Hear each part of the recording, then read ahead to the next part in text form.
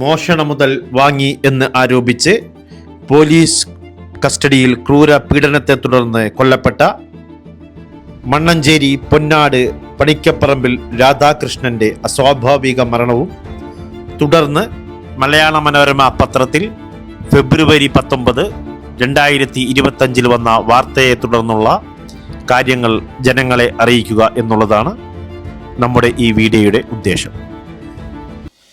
മോഷണ മുതൽ വാങ്ങി എന്ന് ആരോപിച്ച് പോലീസ് കസ്റ്റഡിയിൽ മരണപ്പെട്ട സ്വർണ്ണ വ്യാപാരിയുടെ ദാരുണമായ അന്ത്യത്തെക്കുറിച്ച് പറയുക എന്നുള്ളതാണ് നാം ഉദ്ദേശിക്കുന്നത്.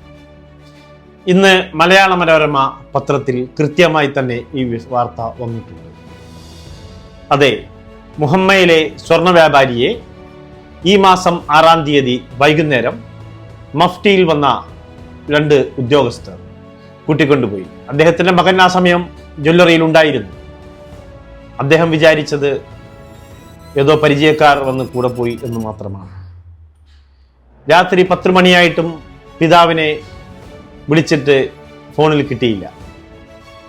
അങ്ങനെ അവർ കടയടച്ച് വീട്ടിൽ പോയി.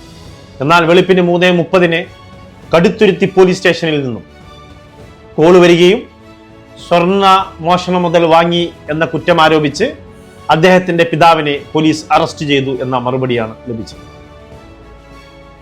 അങ്ങനെ പോലീസ് സ്റ്റേഷനിൽ നിന്നുള്ള ഇൻഫർമേഷൻ അനുസരിച്ച് അദ്ദേഹത്തിന്റെ മകൻ അന്ന് രാവിലെ തന്നെ പോലീസ് സ്റ്റേഷനിൽ എത്തുകയും എന്നാൽ ഉച്ചയോടെ 1 മണിയോട് മാത്രമേ അദ്ദേഹത്തിന് പിതാവിനെ കാണാൻ സാധിച്ചു. ഈ സമയം പിതാവ് കരഞ്ഞുകൊണ്ട് പറഞ്ഞു, സിഐയും പോലീസുകാരും ചേർന്ന് അതിക്രൂരമായി എന്നെ മർദ്ദിച്ചു എന്ന് പിതാവ് മകനോട് പൊട്ടിക്കരഞ്ഞുകൊണ്ട് പറഞ്ഞു. ഇത് കണ്ട മകൻ സിഐയുടെ കാലിൽ വീണ് പൊട്ടിക്കരഞ്ഞു, അച്ഛനെ രക്ഷിക്കണമെന്ന് പറഞ്ഞു.